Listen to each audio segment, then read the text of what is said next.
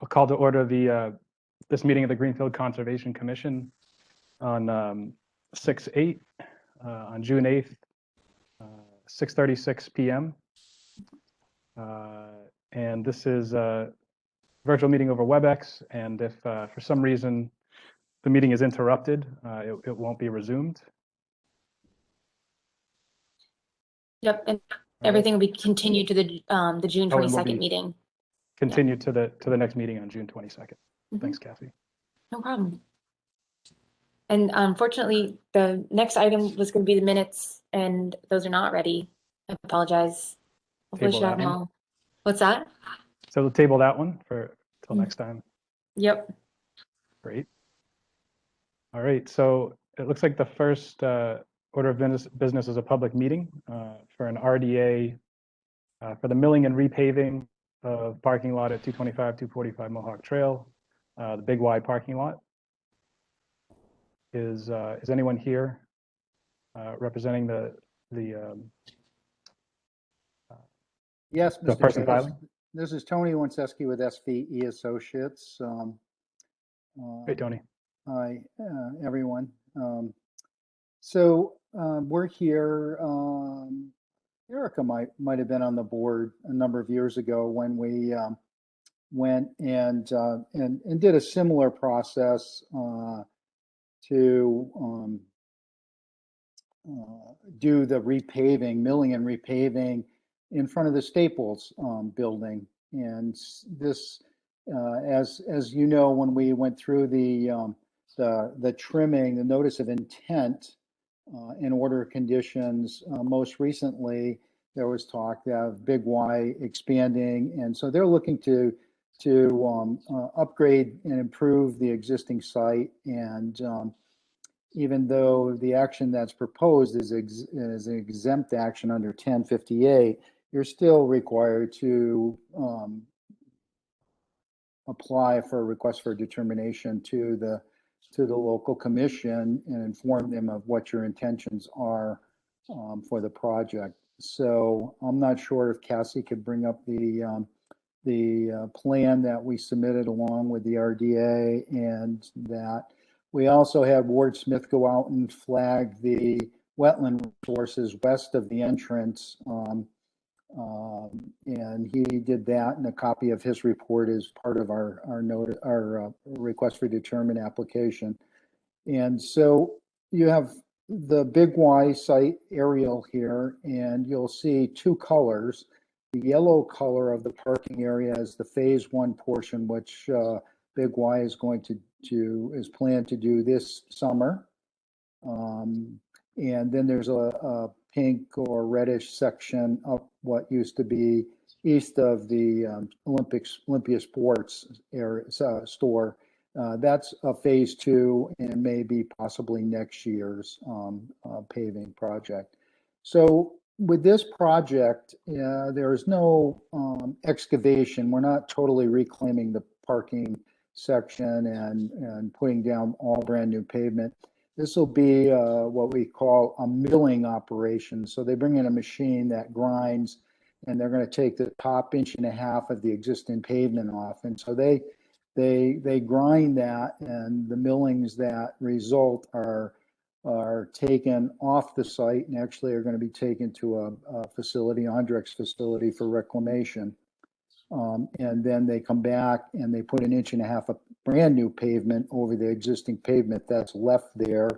And then they'll restripe the parking lot. So it'll look brand new, and it'll be a huge upgrade or improvement to them. But as you know, Wheeler Brook, perennial stream, runs there, and we're all very familiar with it. So that is the reason for submitting the RDA. The 200-foot resource area is well within the parking lot. It's that farthest away line with the 3 arrow points on it. And so that's how far that the resource area does go into the site. We will, on the back side next to Wheeler Brook at the edge of the paving area, we'll put in straw wattle just as a protection.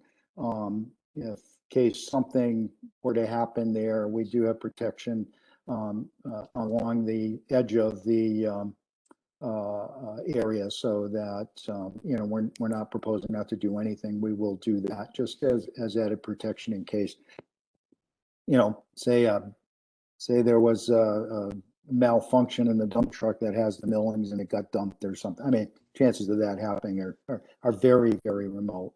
But we will do that, as we did when we did the staples. We had edge BMPs in place just in case something happened. So that's essentially the proposal. This will be done in phases because even within phase one, they'll do it in sections so they can keep the parking lot open and keep the business open as they're doing it. But I'm not sure if Dwight is on the call. He could probably talk about how many phases they'll take and what the length of construction duration will be. I'm not sure if he's on or not. Do you see him, Kathy? I don't see him. I don't think he's here. Okay. Well, what they'll do, I don't know if anybody's ever seen, they'll do like sections. I would say this will probably be done. Maybe it could be either 2 sections or 4 sections. They might do half of the site at one point and then do the other half. But it makes more sense to me to do it in quarters. It just how much they mill and put down. They can do a lot in a day, but when you're trying to move traffic safely around for the public going to the stores and that, you have to do a smaller section just so that you have the room to maneuver safely to get in and out. So pretty simple project, and I guess that's it. I can take questions if anyone has any.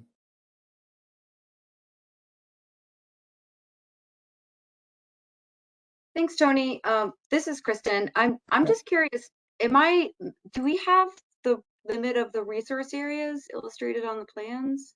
Yes, that's down below. It's solid line with a dot on the outside. Is that I don't have a blow up with each of the identified wetland flags just because we're pretty much confining our work. I mean, if you wanted to go out and look at them, you could see them, but the flagging's still there. The report on the color of flagging's identifying. Mostly it's bank as part of, and if you read Ward's report, most of it's bank because it's very steep bank. But there are a few areas where it juts out in wetland. There's a little bit of boarding vegetated wetland along that, but mostly it's bank because of the steepness, and there is no wetland vegetation outside of that. But that's the line that designated. You can see that it comes up very close to the edge of the parking area there. But we won't alter any wetland resources to be able to do this work. Like I said, there won't even be any real land disturbance. We're just going to mill the top 1.5 inches of the pavement.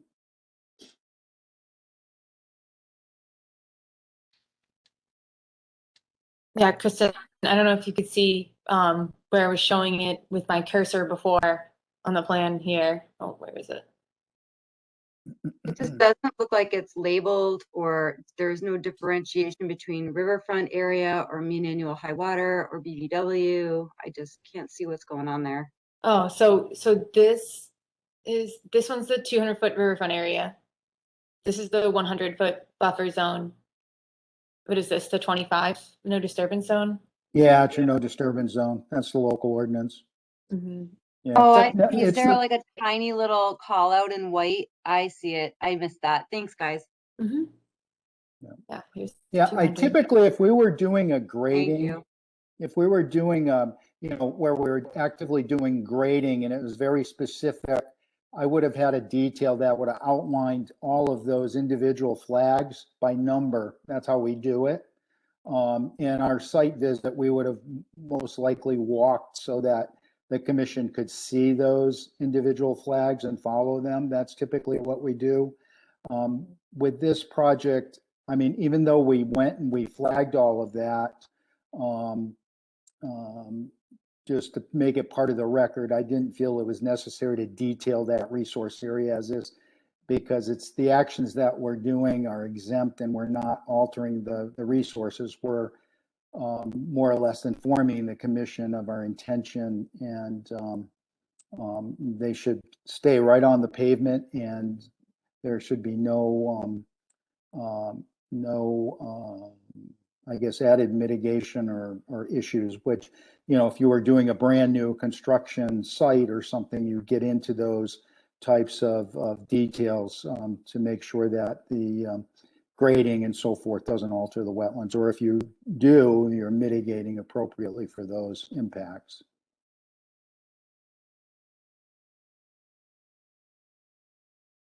And Tony, I understand the dimensions aren't changing of the paved area, but and if you already Right. covered this, sorry, but is the grading changing?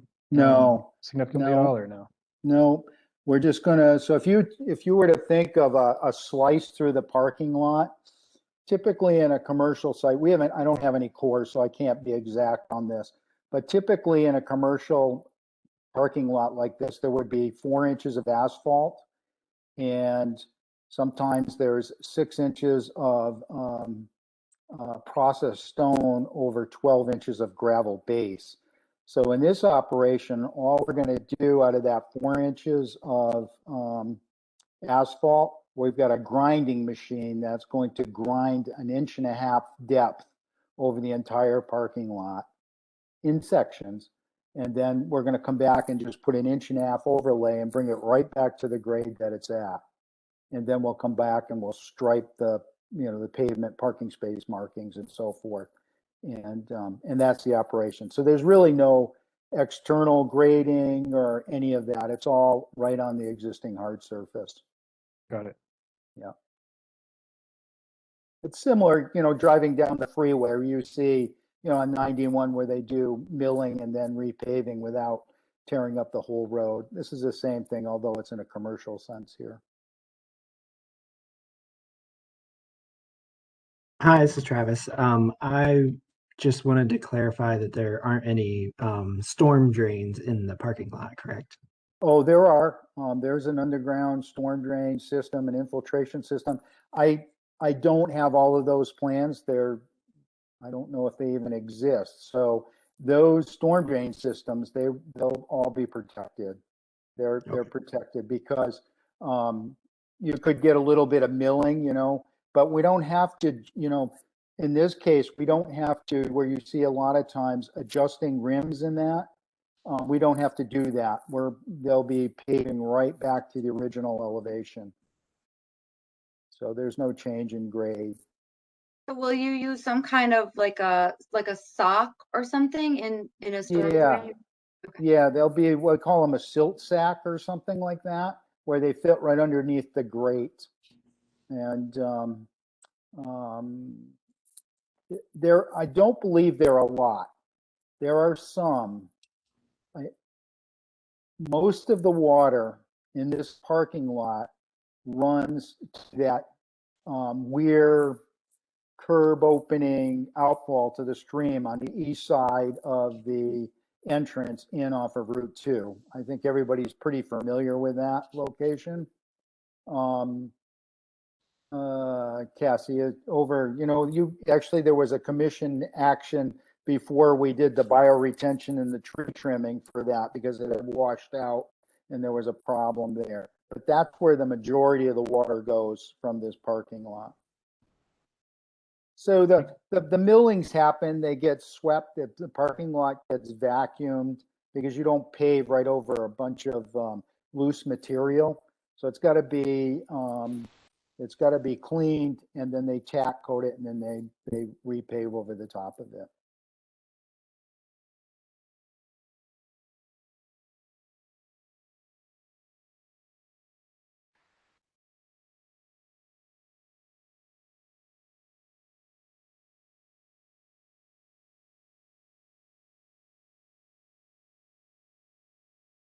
So there's not going to be any changes to that drainage pathway. No, The no. rock, the No. TRG area there. Okay. No, everything will be put back to the same.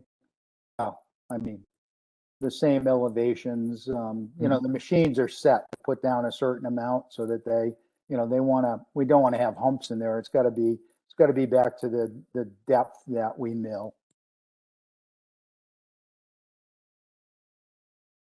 And we don't have a detail showing any of those silt sacks or those locations? No, Tom? they're just pretty much a call out. Contractors use them all the time for protection in inlets. We've got this fiber roll, but I didn't put a silt sack detail. They're just a basket. They're like I mean, there's different kinds. Different manufacturers have different kinds, but essentially they're a geotextile bag that sits right under the rim. So they pick the rim up and the thing sets in there. They put the rim down. So any water that gets into the inlet has to drain through that. So it catches and traps all of the total suspended solid. I wouldn't think that, because once they're going to do this operation in a day, I believe, it's usually how it goes in commercial, where they'll mill in the morning, clean it up, and pave it. Now, the striping won't happen until most likely the end, because they'll get in and they'll do that pretty quickly. But usually these operations happen in one day. So they're not, Hey, Tony? typically they don't do it on a day that, you know, we've got inclement weather anyways. Yes, Dwight? Yeah, basically, we're going to be milling in 3 phases on this project. Okay, 3, okay. So we're separating it into 3 separate phases in a 2-week period. I mean, they're going to start on July 12th and the whole project goes through to July 18th. And we'll be milled just because of customers and we can't mill everything. So we're going to take certain sections of the parking lot and mill basically a third, and a third. So Yeah. one day, pave the next, stripe that night, and reopen for the next business day, and then move on to the next phase. Okay, so it's a mill one day, pave the next day, and then stripe and move to the next section. Yep. Okay. Yeah, sometimes they'll do it all in one. I guess it depends on the size, you know. We just didn't want to lose any parking lot without striping. That's the problem. Gotcha. So that's why that's how we've typically done it at Big Y is do it in phases. Yeah. Well, you got to keep the store open. That's the Exactly. important thing. Yes.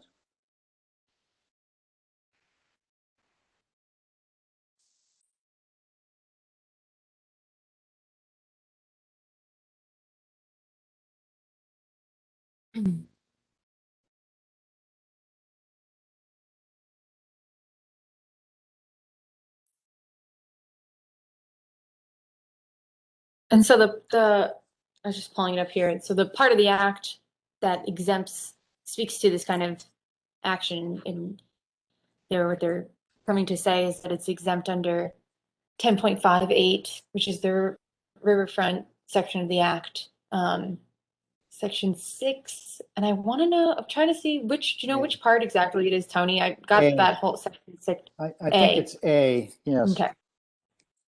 Yeah, yep. And so, notwithstanding provisions, certain activities or areas are grandfathered or exempt from requirements for the riverfront area.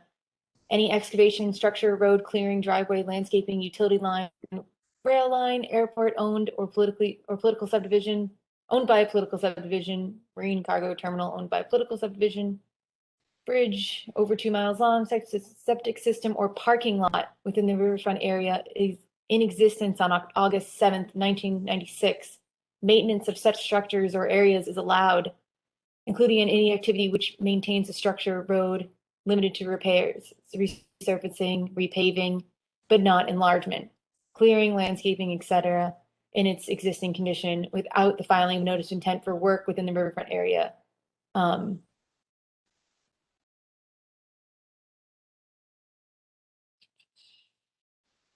It says, but not when such work is within other resource areas or their buffer zones, except as provided in 310 CMR 10.586B, certain minor activities. Change in existing conditions, which will remove, fill, dredge, or alter the riverfront area are subject to the act, except that the replacement within the same footprint of structures destroyed by fire. So like that's more information. Basically, essentially, it does call out specifically parking lots and the repaving and such as being exempt from the riverfront area requirements, such as the filing notice of intent.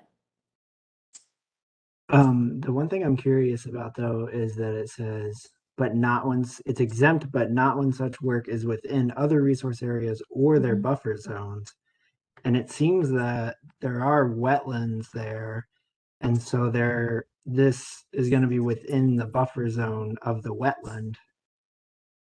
So the next one, so then it says, except as provided in 310 CMR 10.586B, and 6B says certain minor activities. So you go way back up to 10.02. Yeah, I was doing this and I didn't see it. I didn't see it listed in there either. Yeah, it's exempt. Yeah, 10.02, under 2, I can't follow the trail here. Let's see. A 10.22, is it A? A2, activities conducted to maintain, repair, replace, but not substantially change or enlarge an existing and lawfully located structure or facility used in the service of the public and used to provide other utilities. Driftsville Return area.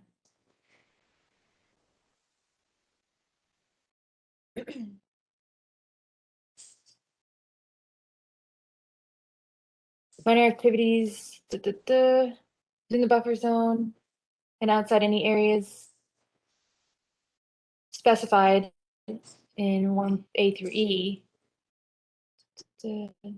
solely within the buffer zone, and areas to reduce potential for adverse impacts to the resource area during construction, and with post-construction measures implemented to stabilize any disturbed areas. So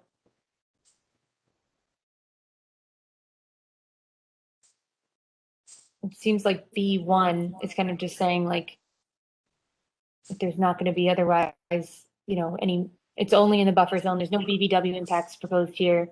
And it's done in a manner to reduce potential for adverse impacts. That's the straw wattle. And then there's not going to be any increase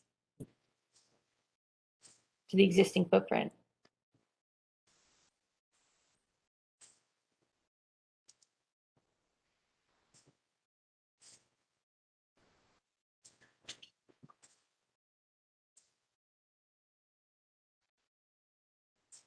Yeah, when we did Staples, it was considered exempt as we're doing now.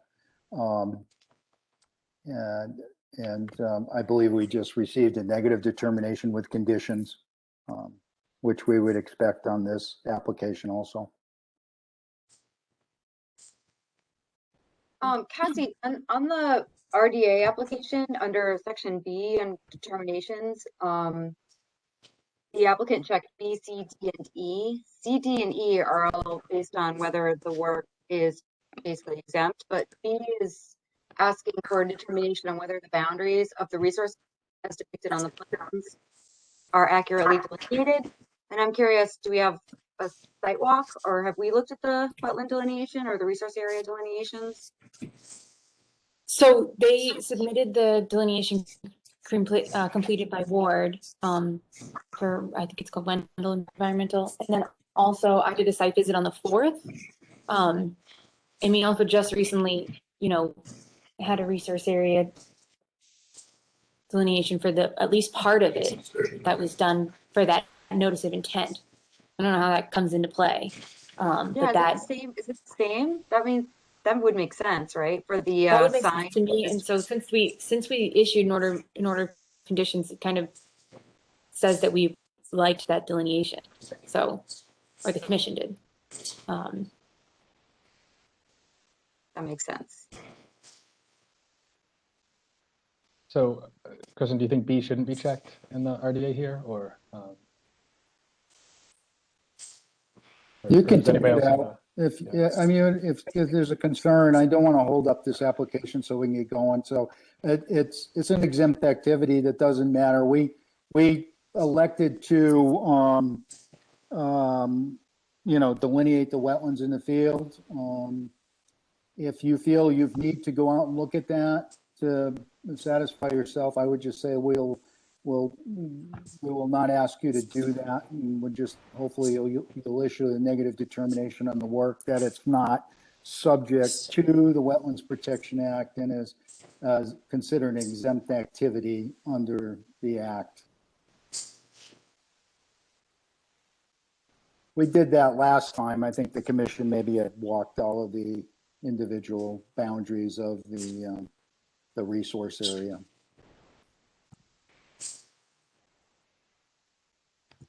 Yeah, I feel I got a pretty good look at it for the tree removal. It's the same, it's on the same on the west side as it is on the east side. We still have all the invasives over there, the knotweed, the multiflora, same wetland plants, very, very similar, except it's more vegetated. It's not, you know, as clear, I guess, on the Route 2 side as on the east side, but you know, it's pretty heavily vegetated.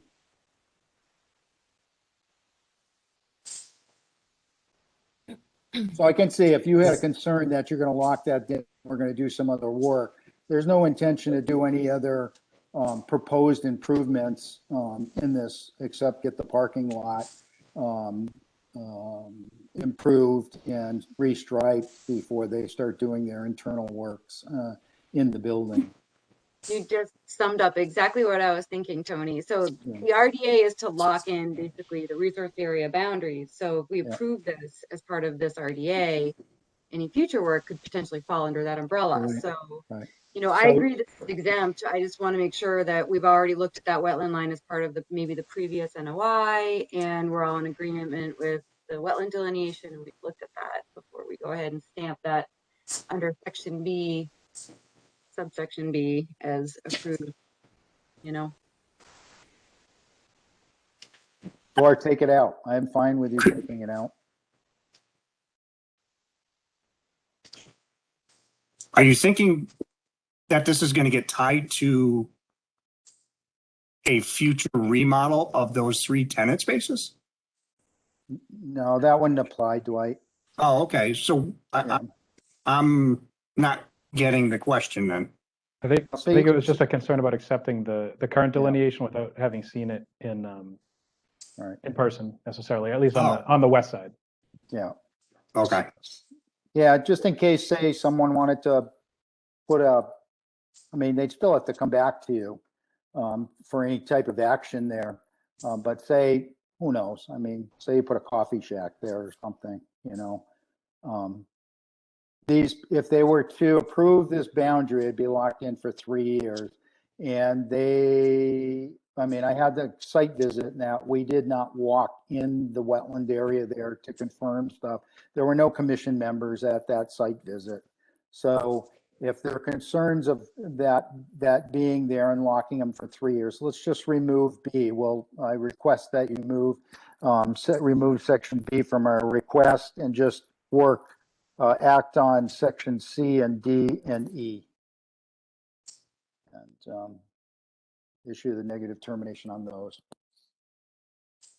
Well, the other One section that you were talking about, Tony. What was that one section that you were talking about? B. While the other commissioners consider that, excuse me, let me just zoom in. And is section B that far west side?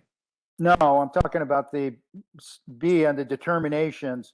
I had requested them that they would, you know, review the boundaries and agree to them, but Okay. you know, that did not get done, and I don't want them to be in a position. Right. We'd have to continue a meeting for them to go out and review that, or we just remove that request from the determination and they agree that it's an exempt action and issue the negative determination. Okay. So that's what I'm just changing that. Yeah. So I'm sorry. that I we just, can get this I wasn't approved picking up tonight. what you were putting down. So that's all. Yeah, no, it's on the determination portion of the application. Yeah. Okay. Cassie, can you remind us when you went out for the site visit, did you visit the west side and was the delineation already done at the time or no? Okay. I mean, we were there on site. I didn't go, I think I could even see some of the flaggings, but I didn't go like review it explicitly. I think it's, to me, it's likely that it's accurate. I think that but it seems inconsequential if you guys aren't comfortable to just not do that part. And just consider it, say like say in theory, you guys wanted to vote to issue a negative determination tonight.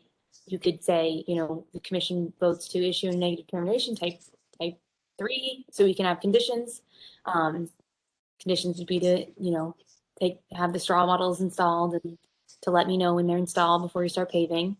And then you could say, you know, in a positive determination type, type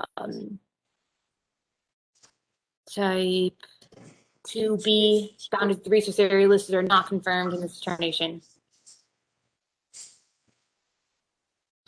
But or you could just issue the type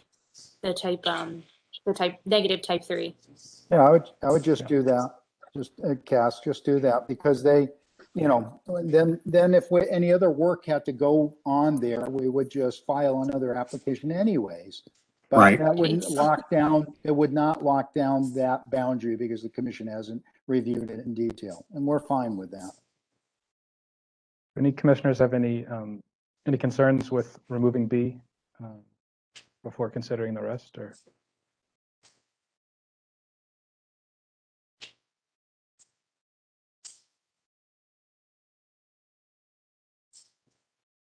any other concerns before making a motion? Anyone want to make a motion?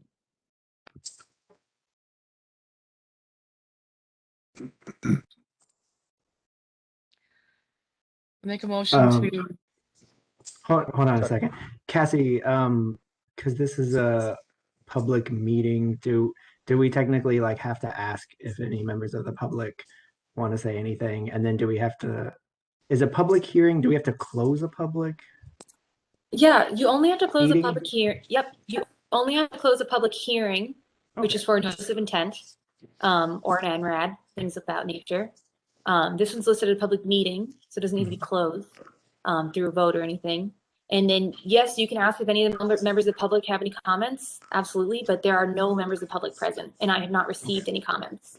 I receive comments typically for notices of intent and NRADs because they have to do an abutter notification for those. This just puts out a legal ad, which was completed for this. So I didn't receive any questions about it in my emails or anything like that, and I do not see any members of the public present besides the applicants here right now. Okay, thanks, Cassie. I just wanted to double check before we made a motion. Appreciate that. One more quick question before the motion is, there was a question about a fee. Was that resolved? I think looking back at our fee schedule talk, there was a fee, I believe, for businesses applying for RDAs, or We never did I just established read that. something? Okay, We never all right. established that. And I don't believe we ever had, no, there's no fee associated with Okay. RDAs as it stands now. All right, I just wanted to clarify that. I think that was in the email. Thanks.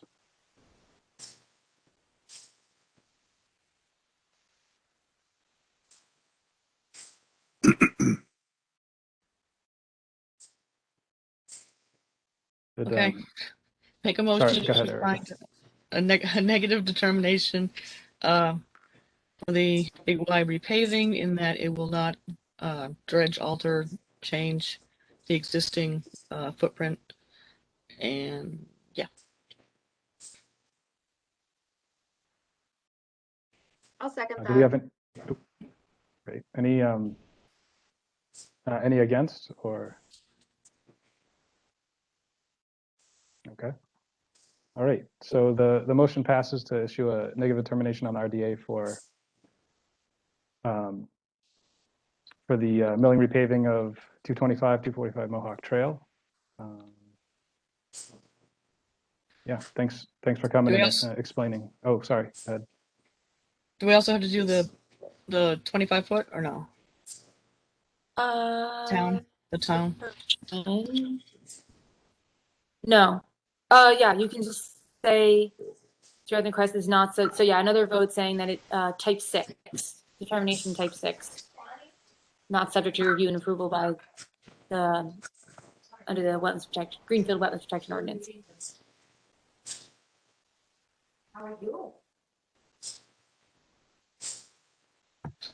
Okay, another motion to find a negative determination for, would you say part 6? 5, actually. Area drive purpose is exempt. All right, type 5, under the Greenfield Wetlands Protection Act. I'll second that.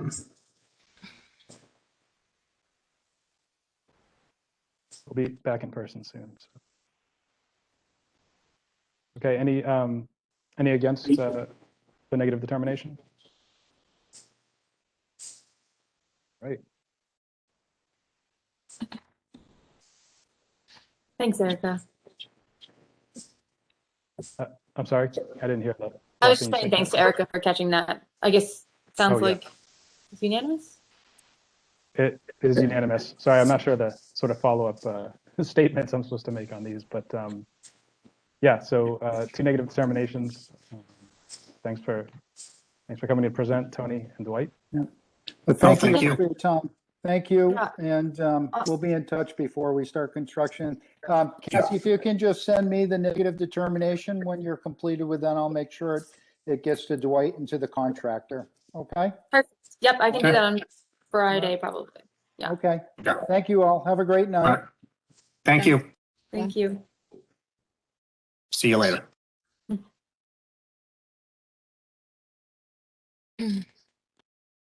Okay, so that was it for the public meetings and enforcement updates and other business. Cassie, did you want to run through that section? I know Griswold was called out specifically, but any others there?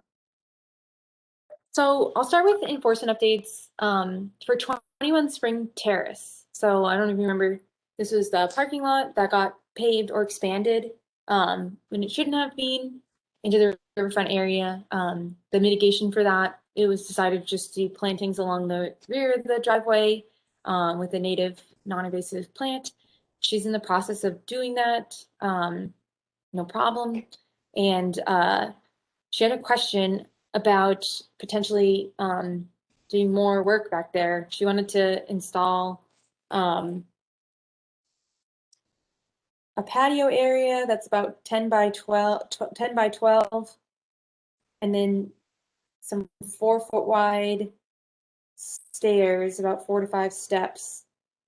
They're a little over a foot wide. So it sounded like to me, I'm pretty sure converting lawn into like a patio and then installing those stairs, that'd basically be like right behind the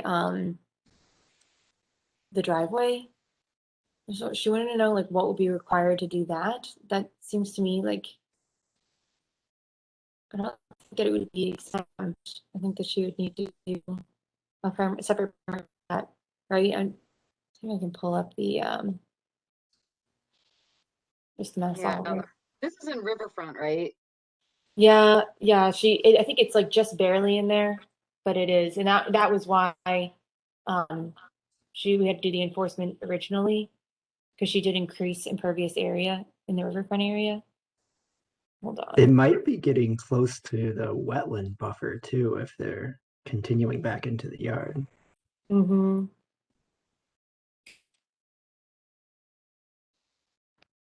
Yeah, so let me share my screen, and this obviously it's Mass Oliver, so it's not like exact. But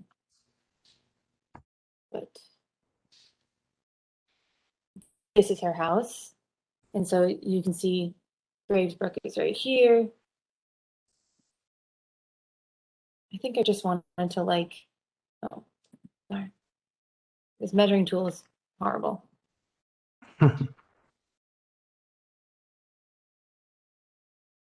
And the driveway is like right in between these two here.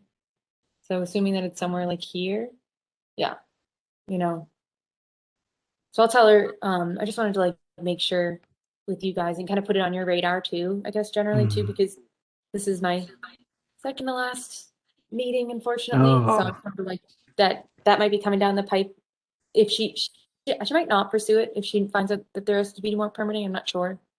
But if she does, Okay. then this might be on the horizon. She didn't happen to mention building a shed back there, did she? Sheds, I'm Are pretty those sure sheds are exempt? exempt, yeah, Okay. Without, like even a if it's permanent riverfront, yeah. foundation. Okay. What's that? Without a permanent foundation. Yeah, Okay. which they typically don't have, I don't think. I honestly didn't check, but that she did check with me about putting in the shed, and I told her it was exempt. I was just curious. I didn't know how sheds worked in the No, it's in the funny. act. It's basically, there's all kinds of like listed things specifically for single family homes and utilities primarily Mhm. that are exempt even in the riverfront area. So yeah, the sheds are good to go. Right. And Cassie, but you said you thought the patio wasn't. The patio, I don't think so, because, and I can take another look at what all those list exempt ones, but I think that because it's a new thing and it's not a I know you can do like even like above ground pools and decks are exempt as well, but they have to be a certain, distance. So I'll take a look. I'll double check. But I don't know about stairs either. It seems like it's funny because it's a small activity, but still matters. So Mhm.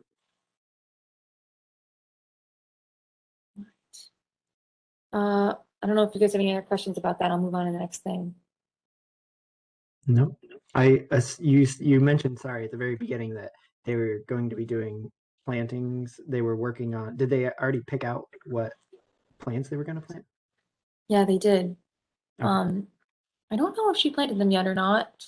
I want to say that she did, but I guess if you can't see them, then maybe she did. But Did she send you info on it or no? yeah, I'm gonna call her again. I told her I was gonna Oh, gotcha. talk to you guys first about these new stuff. So I'll be in touch with her. Cool. Thanks for the update. Yeah. I don't know if you find this helpful at all, Cassie, or anybody, but that buffer tool, have you ever used that in Oliver? It's that little blue thing next to the measure tool to the right. Oh, Might save you like a click or two. It only does circular buffers, but you could set it to like 100 feet, 200 feet, depending on the resource area, and just kind of click where you think the modification would be. It's not necessarily a replacement for the measurement tool, but I started to try to use it recently. So that's cool. No, I didn't even know that was a thing. I didn't know it was there either. and I'm actually helping. Well, I'm not helping, but I'm like on the list for beta testing the mass mapper, which is going to replace Oliver. Oh, And I just got Cool. a little sneak peek in it. It's similar, which is good. There's not like nice. a drastically different interface. So I think they're just trying to streamline things. Wicked. Do they know when that's gonna come out? No, I think on their website it says something about the end of the summer, but I think that's pushed back for more sort of like community input and testing. So Yeah, that makes sense. Cool. all right. Under enforcement updates and other business, any other things beside the Griswold? So, no, I don't have any other updates. I did add on the Highland Park enforcement, but I don't have any other updates about that. And then then the other part of other business is Griswold GTD Conservation Area volunteer event. I don't know if you all got a chance to look at the flyer. Mhm. So it's this weekend. I haven't looked at the weather yet. We have a rain date for Sunday, but the date in theory is the 12th. And it's not very long. I think it's just going to be from, what did I put it down? 9 a.m. to noon. So it's kind of early, but good morning activity. But yeah, the more people we can have come in, the better, because that's the thing of it is that there's the they got so much for that grant, and they got but the city is expected to pay for half of it, and then they do a match, but that can be paid through volunteer hours. So the more people who go, the easier to be to meet that threshold. And so the work that I've done, creating the flyer and with Lincoln, and the work that Lincoln's done and him being there, that's all goes towards the hour calculation. So we have a good start, but it definitely, we need the volunteers to do that one. So I don't know if you guys have anyone you can share the flyer with, or if you can come, that's awesome. Even just for part of it. That's all really helpful, but otherwise, I don't know, like post on Facebook and such. I sent it to the rec department. They posted it. It's on like the city calendar and things like that. But I haven't anyone reach out to me directly asking about questions or anything yet. So I have no idea who's going to come or how many people are going to show up. Yeah, I'm gonna try to be there. Sweet. Yeah, me Did too. you, oh, good. Did you like That's- send something to like Nancy Hazard? I need to do that. I'm going to send that probably after this meeting. I'm going to send it to all them. And I have like, and then Lincoln has a group of interested people that have come to previous events at Griswold that he was going to send it to. But yeah, at least there should be a crew of people, hopefully. Hopefully. Nice. And the state, I think, values your time at like surprisingly high numbers. So like every hour is like, every volunteer hour is valued at like close to $30 or something. Nice. Multiply that out by how many we get and how long we spend. Right. Could, And I could don't make think some it's a good huge match amount of- for- Yeah, we don't have to like raise a huge amount of money. Hmm. I think it's like, I can't remember how much it was, but it might be like $700 or something. Nice. Should all work out. Great. Okay. Any project monitoring or site visit scheduling to cover here? So the first one I do have a couple. So the first one is 739 Burningstone Road, the center school construction project. They had a question. I'll pull it up here about, oh, being finicky.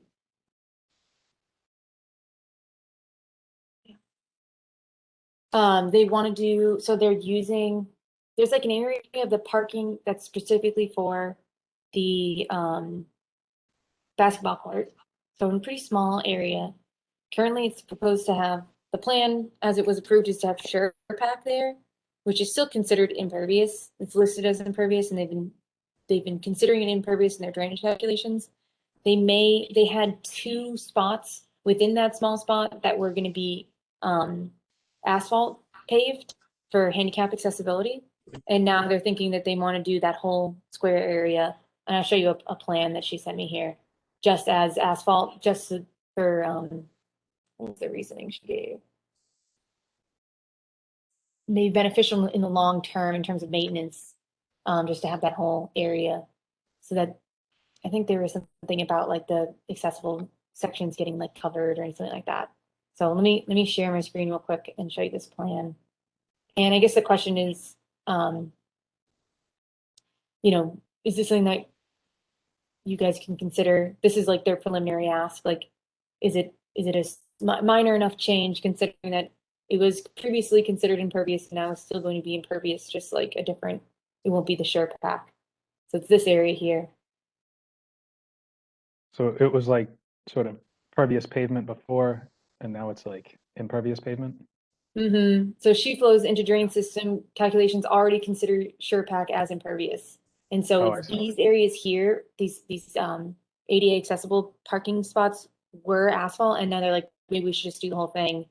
I think, I want to say the reason was for long-term maintenance so that it's easier just to maintain these if this is already, you know, not Sure Pack.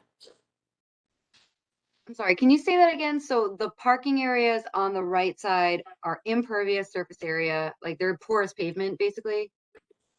On the right side, where you can see these handicap symbols are, Yeah. that was all going to be asphalt.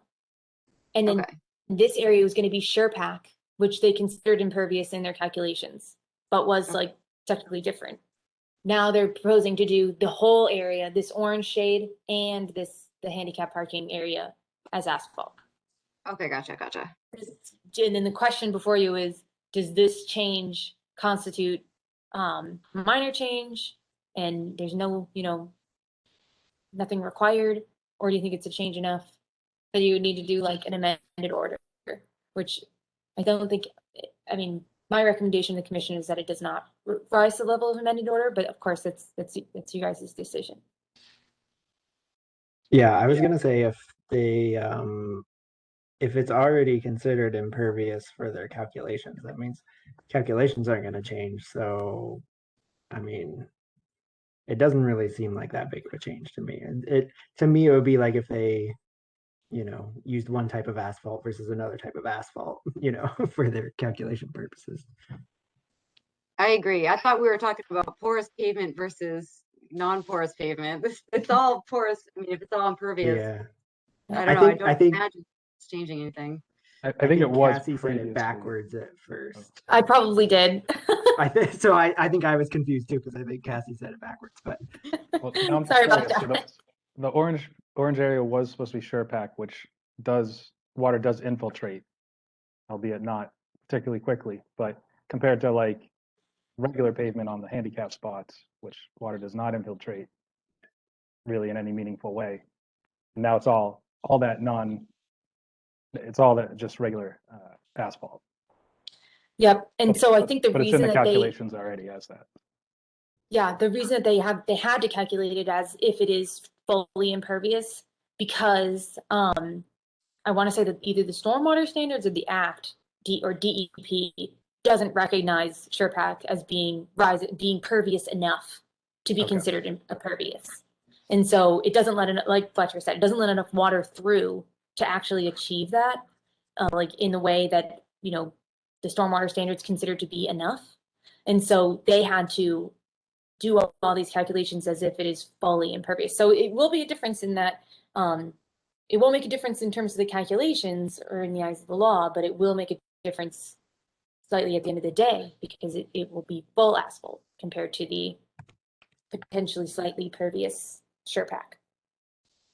But it does seem that they've compensated for that in theory through their stormwater calculations in assuming that it was impervious. Yeah, the fact that it was already in the calculations makes me sort of unconcerned. It would be nice if they were using that theoretically more environmentally friendly product, although the life cycle on regular pavement is so streamlined these days. I wonder what SurePack. Anyway, but yeah. And there's still going to be, there's no change. They're still using SurePack for the majority of the site. The Okay. whole road Oh, coming nice. in, Yep. this parking area over here, like, oh, it doesn't want to scroll for me. All the way back here, so in the whole loop and everything. But yeah. So it's up to you guys if you think it's just minor change. I think it's good at least to have this presentation at the meeting here so there's a record of the change so that, again, so when they come for the as-built, if you guys do determine it's minor change, there'll still be record of that in all the notes and everything, that like it will be reasonable that is showing as not SurePack when they do come for their certificate of compliance. So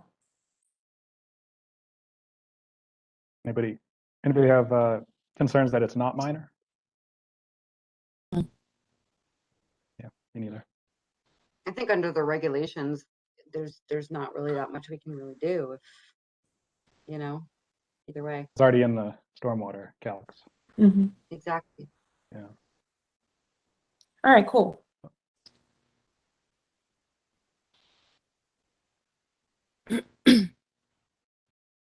Yeah, I don't think there's any like action that needs to be taken. I don't even think you need to make a vote. It's just like I'll have it on the record now, determined a minor change, and I'll email them and let them know, and then save all that so it's all just in the record so that, when they do come for a certificate of compliance, it'll make sense that it's like that. Right. All right, cool. Are you guys ready? I have a couple more things if you're ready. Yeah. So I just wanted to note that added on the list of for project monitoring is a lot of these new projects. So the Big Y vegetation management, they're going to get started with that soon. I haven't gotten all the pre-construction requirements yet, but in theory, they want to get started pretty soon. So I'll keep you posted on that. I'll probably have more major updates at the next meeting. The fairgrounds, rear Linwood Street, they also want to get started soon. So I'll keep you posted on that one too. I'm thinking, yeah, they haven't submitted any of the pre-construction requirements either. But they did submit the updated plan that has all the updates that we had asked, that the commission had asked for before. And then the last one is Birch Street. I don't know when that one's gonna get started, but they also wanted to get started soon, so I'm sure there'll be like a lot of active, I expect at least for those 3 projects are gonna be active throughout the summer, or, they were saying, I think, yeah, pretty much throughout the summer. The big one to look out for is Wisdom Way, that roadway improvement one. That one did have a monitoring requirement. So we're gonna, I haven't heard when that one's gonna get started. I know they had a lot of other things that they had to go through to get started, but hopefully that one will be soon too, because the road is crazy. That So, road is bad. Yeah. yeah. Yeah. Yeah. And then still working on the note on the getting the order conditions out for the last one is Eversource, the right of way that work that you guys issued order conditions for at the last meeting. So hopefully this week I'll have it completed, and you'll be seeing that on there. And then we What also about- have a new notice of intent coming down the pipe as well, for Verde Drive. So those all just kind of keeping on your radar. And that kind of segues into the last thing I wanted to talk about, which is just, they haven't found a new agent yet, but it's been posted and, like, in theory, anyone coming soon. But it should be something that you all start thinking about, like, if they don't get someone to replace me before the end of June, because my last day is going to be the last Friday in June. If there are, like, permits that come through, he'll have access to all of it, and he'll be, like, managing that. I don't know, you guys might know. Before you hired me, I guess it was Eric was managing it, correct? Do you know if he did would he write the permits for you guys, or what did he do administratively for you all? I think he did. Erica, maybe you can correct me, but he Okay. definitely was doing all the administrative stuff, but, like, I believe he was also doing documentation and stuff as well, handling that. Yeah. Um, I want to say he definitely helped with at least like an RDA that I saw, so he was doing stuff like that. In theory, if Verde Drive, if they can get it through in one meeting, I can hopefully just kind of like prepare as much stuff as I can in advance of that. I'll try to what I'm saying is, like, if there's any permits that are like halfway through, but I just think thinking about, like, I'll probably maybe I'll do this at the next meeting, but I'll have a clearer idea. But just sharing with you guys, like, you might have to help with that process of, like, Yeah. writing the permits and things like that. Just And let us make know sure what we're on the hook for, Okay, yeah. We appreciate Yeah, you and staying with overlap with your new full-time, so that's, more than appreciated.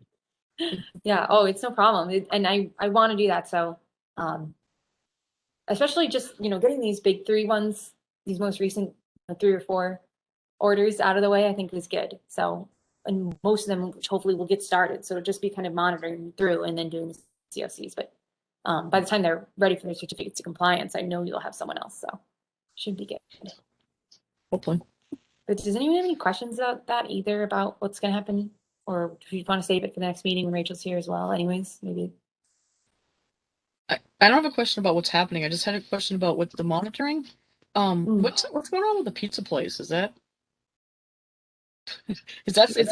monitoring? Is that a project in whatever? Or Limbo? That one is it's wacky, because that one, they got, honestly, I have to pull it up, but they had an order of conditions, it expired. right? And then I think they started work. And so Yeah. they were working under an expired order, and it was too old to do that. And I think that the solution that was come to was an RDA was issued, but it was with, like, an extensive list of special conditions, if I remember correctly. So I'll have to go look. Okay. Honestly, yeah, that kind of dropped. I just wondered. I mean, I drive by it and I'm like, what's going on with that? I know. I just was learning that myself the other day. I was like, wow, I need to check that out. But it doesn't sound like any work is happening, or it doesn't look like any work is happening. Doesn't No, look- since they got nothing's happening started. right now. Yeah, nothing's Yep. happening right now. And the erosion controls look intact, and, like, everything is Yeah. set up. But I'm just I curious don't if know. there's still, yeah, They might have gotten messed up because of COVID. right. That was my I question. don't know. Yeah, I can try to figure that out before. Yeah, add that to the list. But otherwise, yeah, that was all I had. A non 4-hour meeting, if you can believe it. Unless anyone has anything else to add. Oh, do you have any idea what's going on with the, like, as far as staying virtual, or is there any more news on that? Oh, good question. So yeah, there was like everyone was kind of like freaking out because they didn't pass anything, or the everything was set to expire. Like he was going to lift the state of emergency on the 15th of Mhm. June, and so we're still a ways from that. But he did actually, Charlie Baker did put through legislation to extend the open meeting law in the parts that pertain to doing virtual meeting until September. So I don't know though if that legislation officially has gone through yet or not. I mean, there's certainly still time. They have till the 15th. Mhm. I will double check, obviously, in advance of the next meeting, but I think we should be good to go. Just staying virtual, potentially until September. I don't know if Greenfield might come through and say like, all right, now we want to start doing, hybrid, or we want everyone just back in or whatever to kind of prepare for that changing in September. But I haven't gotten word yet about the city itself doing anything about that. Okay. Do we even have the hardware to do screen shares and stuff like that at the town hall? So it's As far easier as to data a virtual meeting than in person? I think, well, I think that's a really good question because, and I guess you weren't there for any of them. They don't even, Right. the commission doesn't even meet in the town hall proper. They meet in 20 Sanderson Street, which was it doesn't have any technological capabilities at all, as far as I know. That may have since changed, but as far as I know, I don't think anyone's been doing in-person meetings there. We would need a monitor, we'd need a microphone for sure.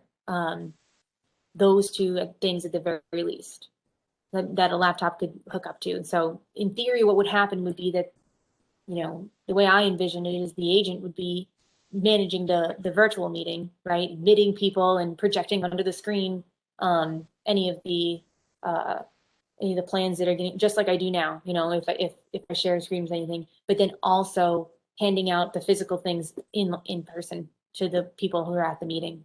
And for the commissioners, the way that it was worded, I know other communities are doing it, that there has to be at least a quorum in person. And that was kind of what it seemed like it was saying in the, when the state of emergency was going to be lifted, that of commissioners, there has to be at least a quorum of people in person.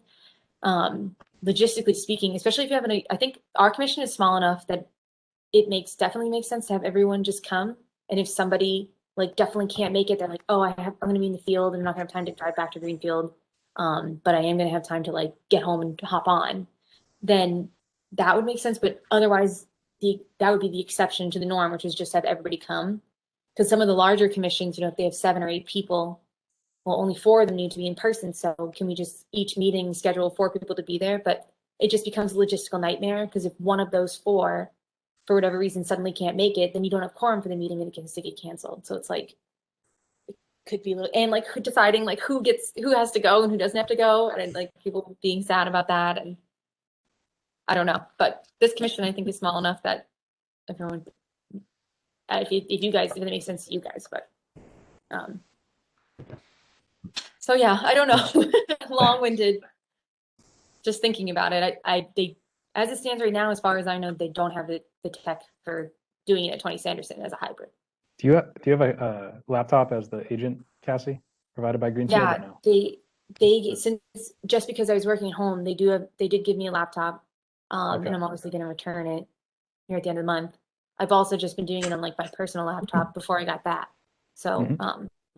But maybe potentially we could use that the town's laptop for hooking up to the network and all that at the in yeah, that room. yep. Okay, great. Absolutely. Yeah, it's able to, the city has a VPN and it connects into that, and then you have access to all the files and everything. So, Great. Cool. Any other updates from commissioners or any motions to close the meeting, which I do believe we need a motion to close but not open, I guess. yeah. I've been today. I'll just add that as a representative of the Conservation Commission, I'm having my first Community Preservation Committee meeting on the 17th, Thursday the Cool. 17th. So that is getting started, and here's my cat. So yeah, I mean, the first one's just, going to be pretty basic, and I don't think we'll be doing much for a while, but eventually, we'll have to be spending money on open space Right. projects. And so we should keep that in mind, I guess. Yeah, Oh, yeah. be That's great so to get. exciting. Yeah, great to hear updates about that.